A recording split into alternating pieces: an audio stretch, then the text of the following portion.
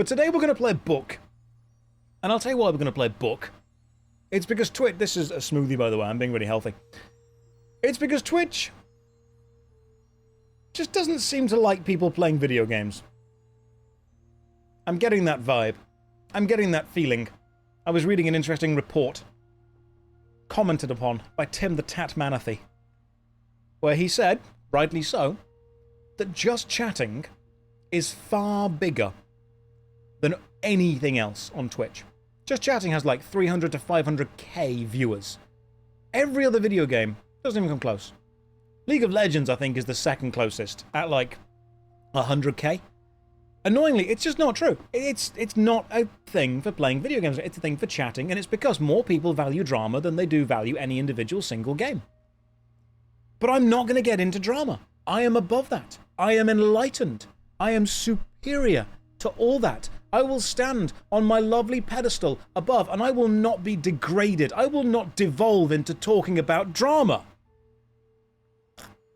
So, Pirate Software.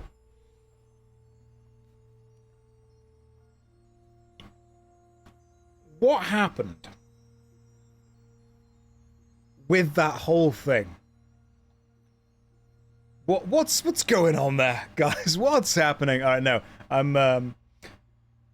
I spoke to Pirate Software. I sent him a DM on Twitter. I refuse to call it X. I've got two important things to say about that. First of all, the internet is capable of generating more laser-focused hatred than almost anything we've seen in the past, in history. Yeah, there have been massive standing armies who have all had ideas of destruction against an ideal, but the fact that the internet has made it possible for millions of people to laser-focus hatred on a single individual it's a situation we've never seen before in history. It's insane. And what a lot of people don't understand is that the internet is full of very unhinged, very dangerous people. You may disagree with someone. You may dislike them. You may want to leave a mean comment. And to you, that's just one mean comment. Now, to someone who gets thousands a day, it mentally adds up. Mean comments do a tiny amount of psychic chip damage every single time you see them, but nothing heals that back. But even that can be survived. What you forget is the internet's full of unhinged people who are going to find your home address, who are going to find your number, who are going to bombard you, who are going to harass your family, who are going to send death threats, who are going to attempt to actually do that. It is horrific. So I need to make it very clear. I disagree with Pirate Software. I still think he deserves a level of safety, a level of respect, a level of civility, a level of basic human decency. I can disagree with his position strongly, while still not wanting harm to befall him, while still not wanting to see him mentally suffer. And some people, they focus on the revenge, the vindication, more than the actual achieving of an actual possible goal or being, you know, a decent human being. So I messaged him afterwards and I said, look, you are my opponent in this specific intellectual battle, but you are not my enemy on a personal basis. I don't know enough about your life to want to hate you. And even if I did hate you, I wouldn't want to put any energy of mine into hating you. You forget that there are people who just, they will spend their entire life, they will spend their free time sending hate to people they don't like. To me, that's unconscionable. It's weird. If I have free time, I'm going to build and paint some Warhammer. I'm going to play some video games. I'm going to go back and rewrite more Expedition 33 fanfiction. I'm Verso, by the way. You didn't hear that. I'm going to spend my time doing stuff that brings me joy, that brings me happiness. I'm not going to spend time spreading hate to somebody else, but the internet has made it possible for so many people to spread so much hate to an individual. So I disagree with his position, and I think he has gone about his discussions in the wrong way, which is a point I'll get into in a second, but we have to make it very clear foundationally that he still deserves a level of safety. I tend to go back to, have any of you seen the film Troy? I like the film Troy. I understand that Troy is a dramatization of historical events, and it was nowhere near as accurate as, you know, it's portraying it to be. But there was still, in ye olden times, the idea that after a big battle, both armies would be allowed to collect the bodies of their dead and bring them back to their own individual camps for a level of respect. It was that Okay, we've fought, you know, we've killed each other now, a lot of bad stuff's happened, but there is still a code. There's still a level of rules. There's still a standard that we all kind of abide by. So, let's all have a level of respect for each other. Let's do that. That level of respect, that code is gone on the internet. It's absolutely, completely gone. I think a lot of people forget that the point of a discussion is not to beat the other person into agreeing with you. That's not what it is. You don't bully someone into agreeing with you. You don't beat someone into thinking that you're correct. Ain't the way it works at all, but people think it is. And this brings up the final point that I'll bring up on this. Before we play a book. Pirate Software prides himself on being a very logical human being. He prides himself on the idea that he can look at a situation and objectively analyze it from, you know, many different angles. And he has skills that I don't. I don't know the first thing about game development. I don't know the first thing about coding. To me, tricking a rock into thinking is magic. I have no idea how coding works at all. I won't even claim to. The closest I've ever got is I downloaded an old RPG Maker toolkit called Toolkit 2 years ago. And obviously I bought RPG Maker when it went on Steam sale for like £5 and then never used it because I can't do that and I'm not that clever. So he has skills and abilities that I absolutely do not have, and he prides himself on using these to logically follow through any kind of process to where he gets to. But this is skipping over probably the single most important thing that you need to remember when dealing with people. Human beings are not logical. We are not logical beings whatsoever. And ironically, Pirate proves this when, if pushed back, specifically about game development, he himself gets emotional. And that's totally okay. Human beings are emotional things. I get angry, I get annoyed, I get upset, I get really excited when stuff happens. And this is what I think a lot of logical people forget. Human beings do not want to agree with whom is correct. They want to agree with who they like. And if that sounds like some kind of weird truth bomb, it's not. It shouldn't be any kind of shock to any of you. If you are objectively correct, and be honest with yourself, if you are objectively correct but you are unlikable, people will disagree with you on principle against you. Not the process or the idea, that's probably correct, but you.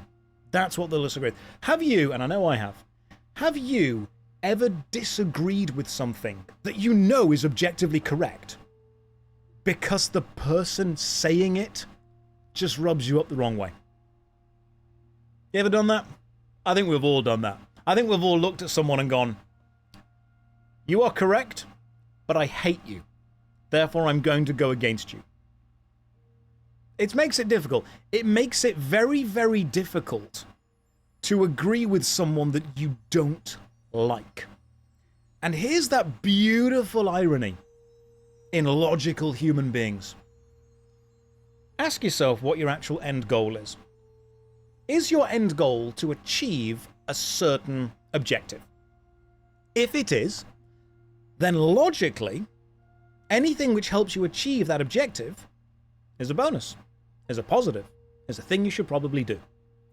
If you achieve that objective quicker by being liked by lots of people and having them rally round you and support your cause, even if they disagree with the cause because they like you so bloody much, then surely, logically, you should spend your time making sure people like you. Because then you can go and do whatever you wanted, and then they will support you. That happens a lot. We've seen it all the time. So many people that we look at and do objectively wrong things, but people keep defending them and keep liking them because they like them. But what happens when pride gets in the way? What happens when ego gets in the way?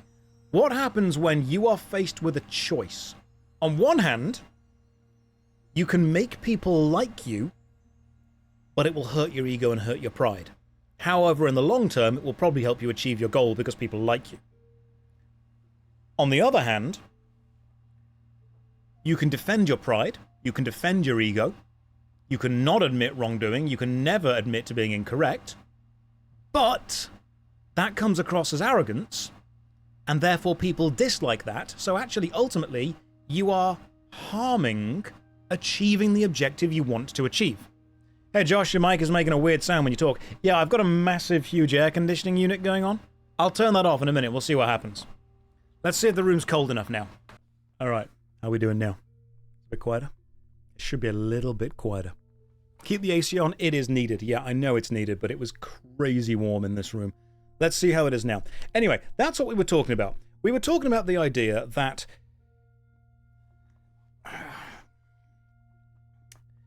in order to achieve a certain objective, you need often allies, people to agree with you, people to support you.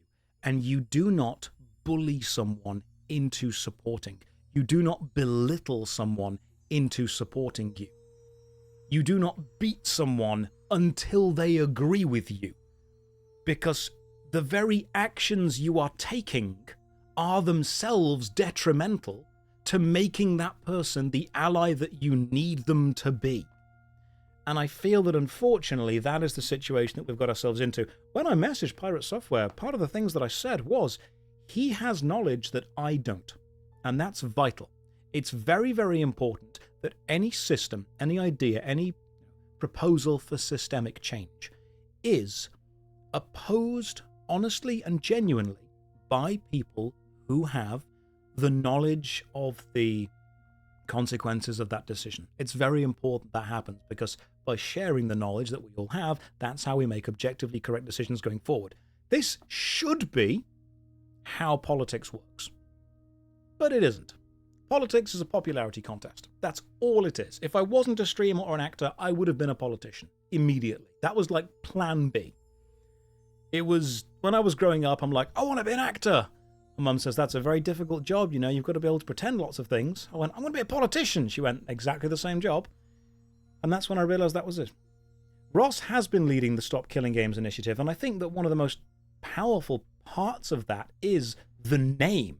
The name is evocative, Stop Killing Games, but it doesn't always explain the full story of, we will stop doing this by implementing systemic change, and that systemic change will have wide-reaching implications for the games industry.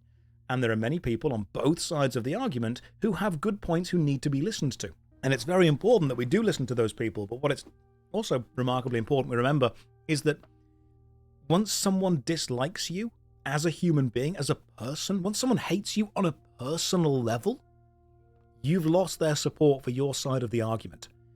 Even if they would agree with parts of it, they will push back because of you. I should be a politician. I will considering it. I really will consider it. But I find that playing a book is much more fun. We're going to sit down, we're going to play a book. Yeah, and people say, this is a very important thing to also remember. People said the death threats have been a huge turn-off in supporting Stop Killing Games. Let me explain something that's very, very obvious to lots of people, but some people still have a struggle with. There are a surprising, a shocking, a scary number of people out in the world who don't actually care about the objective of any given social movement, but they will hijack it as an excuse to be horrific human beings. They will hijack it as a smoke shield to send hatred to certain people. They will do something in the name of something else, because that way they feel that they are not responsible for their actions. They are doing it as the champion of whatever cause, as the avatar of whatever greater power than them. So when people are sending hatred from one side to the other, or from the other side back to the start, the people sending that hatred actually often don't care about the outcome of the initiative one way or another. They literally see it as a vehicle to deliver hate, because to them, that's the most important thing. They don't actually care about the outcome. They care that they can use that as an excuse to be a horrible human being. And when people say, I would support the initiative, but there have been people on both sides who have done horrible things, yeah, cool. We don't want those people either. Those people were never here to support the initiative. Those people just saw a large social movement, and using the anonymity of a crowd or the anonymity of online entertainment, used it to throw hatred to the other side. They're not achieving anything. They're not furthering their goal. They're not bettering themselves or others. They are doing awful things in the name of something that doesn't want them to take its name. There are idiots everywhere. People from many YouTuber communities have thrown hate at me in emails, in DMs, in YouTube comments, in Twitch kind of comments. I don't believe that those people have been personally sent by whoever's name they're acting in. I don't think they've been personally organized by whichever larger streamer or larger content creator or organization. I think they're just a little bit unhinged. They're a little bit unsafe. They're a bit unwell. They've got a bit too enfranchised into one specific thing, and they think they are justified in doing horrific things in the name of said thing, as if it will gain them favor with said thing. And that is just, unfortunately, unwell. That's what it's mentally unwell. That's what it is. So when people say, I disagree with both things because there are awful people on both sides, yeah, there are, but neither side want those awful people. They're not a good. It's remarkably parasocial behavior. I've seen people do things in the name of something which should never have been done. The internet does reduce the difficulty in order to harass someone. So to loop this back to the start, I disagree with Pirate Software on an intellectual level based on what I think the outcome of StopKillingGames will be. But I don't wish him harm. I think he deserves a level of safety, a level of civility. Many people have messaged me saying, but why on earth are you offering him this level of respect when he's done this and this and this and this and this? Guys, please remember, what you do reflects on you. What other people do reflects on them. How anyone chooses to treat the people around them shows their character. No one else's, just theirs.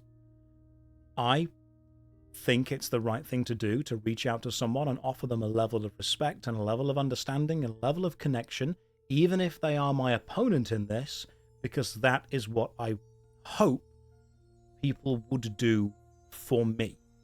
I would hope that I was dealing with someone in any conflict I have in life who would have that level of code, that level of civility. And if I want there to be more people like that in the world, I have to be one of them. So that's the way I did that.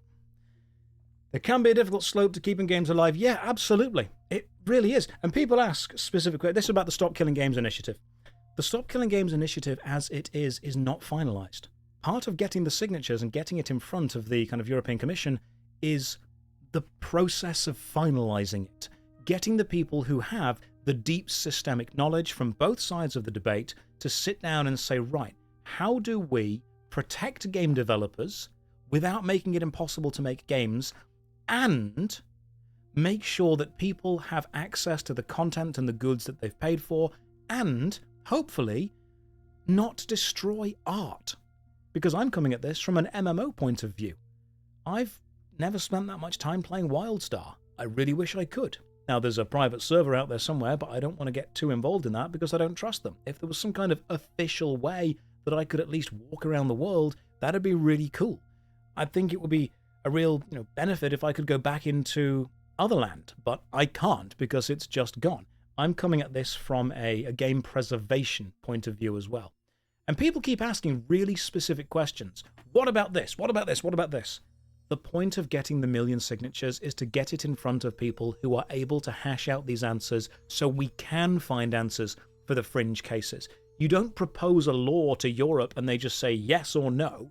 You propose an idea for systemic change, and if enough people think the change is warranted and valuable, then people who have the ability to make it sit down and actually then discuss it, actually then talk about it. The movement can indeed spill over into books. What are examples of games getting killed that you guys miss? Let's be real though. So we can't go back and play Otherland. That's not playable anymore. I believe it was it Tony Hawk's Pro Skater 5 that only came with the disc that allowed you to download the data from the server, and the server's now offline, so you can't play that anymore. We've lost that. Lots of MMORPGs have unfortunately been lost to time that we can't go back on. Star Wars Galaxies is no longer playable at all. Otherland was a real shame. There's so many video games that are not archived online. Terra, that's gone.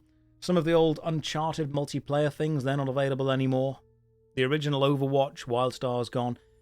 And we don't expect companies to maintain these forever. We know they're going to eventually die. What we're saying is once they have gone, once they have died, can we pass on the code that they were in a way that allows the fans to continue living there, to experience it again?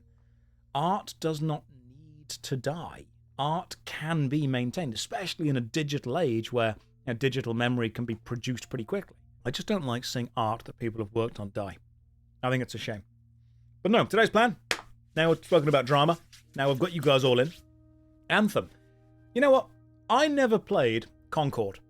I'm not saying Concord's good. It probably wasn't. But I do think it's kind of a shame that I can't play it now. Do you guys ever think that one day you and your mates would be like, all right, guys, we're going to play Concord? That's going to happen. That would be cool if it could. Like, I don't like the idea of the game, but I also don't like the idea of it being gone forever. I can personally think something's bad while also thinking it has a right to exist and that there will be a subset of people, a subculture, who value it and want to continue it, to want to live in it, to be there. Not all art has to be for me, but I can still value it as art and think that the people that do love it have a right to be able to continue experiencing it. It's kind of like, yeah, killing a movie if it fails in theaters. Like if a film doesn't do well, the DVD gets, stopped, it gets destroyed, all the original things get taken away, and the movie ceases existing, which I think is a shame. The whole issue does come down to IP. Publishers hold on to the IP rights. Yeah, they absolutely do. They don't want anything to be made without their blessing, but they're not making anything. They're releasing a product they've already made. But again, this is way above me. You need to get people in the room far smarter than me. That's one of the first things I would do. If anyone sat me down and said, Josh, all right, seriously, talk to me about Stop Killing Games, I'd say, okay, first of all, I'm going to need to have, because I've read the entire document, I'm going to need to have another reread of the document. I'm going to have to do some homework on it again. I'm going to research it. I'm going to highlight things. I will sit down with a fully annotated script to discuss it to make sure we can give the answers. What I would not want to give the answers through is vibes, emotion, ideas. That's what I think that's what harms internet discussion. Tell me if you agree with this. Two people sitting on either side of a discussion, either side of an argument. An arguer, a discussion to be had, a conflict between people. The purpose of that debate, the purpose of any debate, should not be about beating your opponent intellectually into submission and demanding they agree with you. What it should be is a frank, honest, and genuine exchange of ideas with sources cited to find that balanced middle ground that exists somewhere between what both people believe. A good debate is not you against them. A good debate is us against truth. Us against lies. Us against reality. We can combine our own beliefs to find the balanced middle ground. That's what it should be. It should be an invitation to consider both sides. And one of the best ways I find to debate someone, if you're ever fully disagreeing, is to take on the challenge of arguing the other person's side. That's what I used to love doing in university. One of my favorite things was when I would say, I believe this and you believe this, but let's argue against each other from the other person's side, which forces you to research what benefits them and what harms you. And in doing that, you discover the weaknesses in your own beliefs and you discover the strengths in theirs. And then by taking the strengths of both sides, you can create a pretty damn powerful, agreed upon final position. However, enter the internet. Now it's just about beating the other person intellectually. Now it's about just straw manning and making yourself look good to all your followers. Now it's about never admitting you're wrong because that's weakness and weakness is wrong. Now it's just about saying what I believe is correct. Objectively, it's the only way to do it. My opinion is better than yours. My team is better than yours and we're going to win. And anything you think is wrong. The internet has been absolutely catastrophically destructive for Socratic dialogue. It has been so damaging to the notion of debates at all. It has changed it. So all that matters. You know the old saying, everything is political? I think unfortunately one of the realities of that saying is In politics, the winner is the person with access to the most power. That's normally what it is. Whether that's manpower, whether it's money, whether it's military, whether it's technological, whether it's agricultural, that's normally what it's been. The winner in almost any political debate or discourse is the person with access to the most power and the willingness to use that power. Let's look at now online debates. If I have an opinion and someone with 5 YouTube subscribers and 1 Twitch viewer disagrees with me, and if I did take it upon myself to bring my wrath down upon that person and point out that everything they think is wrong, I know that unfortunately I would have several unhinged followers, don't know where you are, you might even be in chat right now, who just decide to take it upon themselves to, in my name, go and spread hate toward that person. They would do that. I think it would suck, but I can't stop people doing that because people are weird. The opposite would happen if someone way bigger than me disagreed with me and decided to bring their wrath down upon me, use the power they have to pummel me into submission. And this has done irreparable damage to online debates in general, because it is no longer about both sides following a code of conduct and being respectful of another. It is about positions that are held by people with levels of power who want to attempt to smash smaller creators or smaller people into agreeing with them based on how much power they have. Did you ever play that game where you had multicolored towers and you would send your troops from one tower to another and they would make a line and they would fill up the number and then you would send them to another number, and if you sent the troops to a tower of a different color, as long as you got their troops down to 0 and then started building yours up to 1, 2, and 3, it would then become your tower. It wasn't Angry Birds. You guys remember that kind of game? It was almost like a virus-style game where you would have your base that continually spawned things and their base that continually spawned things, and then you would collect little smaller things. Similar, I suppose, to Risk. But the idea was never to find out the balance that would bring about this equilibrium of fairness and respect. It was about the idea of, I'm going to destroy your argument, I'm going to dominate you, I'm going to make sure that you are forgotten and I am the only person that is right. Kind of like the multiplayer mode in Future Cop LAPD. Kind of like that. Was it Dice War or something like that? It was not Fortnite. It was straight up not Fortnite. Was I watching Asmongold yesterday? No, I was enjoying the sun, while also working on an incredibly difficult video that has pushed my new PC to the limit, and I had to buy 4 monitors for. But that will come out tomorrow. No, guys, it was not Dark Souls, it was not The Bouncer, and it was not Advanced Wars. Right? It was not any of those things. You finished your project watching the Morrowind playthrough on the replays. I'm really glad you enjoyed that. You want to send a magical item as a gift. It's Molak Baal? Is that you? Is it going to be a weird dagger you send me? But in all seriousness, you can reach out to the PR email, which is just PR@JoshStrifeHayes.com. And that goes to Greg. Now I've said that, Greg's going to get so many emails. It was not Factorio. Stop naming games. It was not Expedition 33. It was not Doom. It was not Phantasy Star Online 2. It was not William Shatner's Tech War featuring William Shatner. Although you have reminded me. Okay. I'm going to assume that you're all people of culture. Debate on the internet is an absolute swamp. It's a complete quagmire of ideas where nothing actually gets decided on. Nothing gets made. The only reason that two sides debate is to vindicate and almost refine their own followers against the other side. That's all it is. The purpose of online debating is not to find an answer. The purpose of online debating is to galvanize your position even stronger, so your hardcore supporters think that everyone else is an enemy and only you are right and they should support you and you alone. It sucks. That's not how it's meant to do at all. Do you want to know the best example of a debate ever put to TV? And it was not in a lawyer show, a legal show. It was in a little show, a little unknown show called Star Trek The Next Generation. And it is an episode of Star Trek The Next Generation called Measure of a Man. I'm going to assume that some of you are people of culture, and you have seen Measure of a Man. Measure of a Man might be possibly one of the greatest episodes of television in history. It is stunningly good. In that episode, Data, the humanoid android on the Enterprise,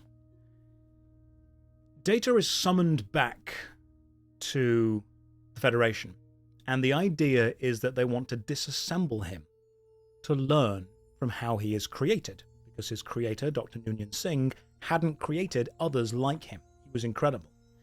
But Picard says, no, you can't just disassemble Data. He is a crew member. He deserves rights. He is effectively a human.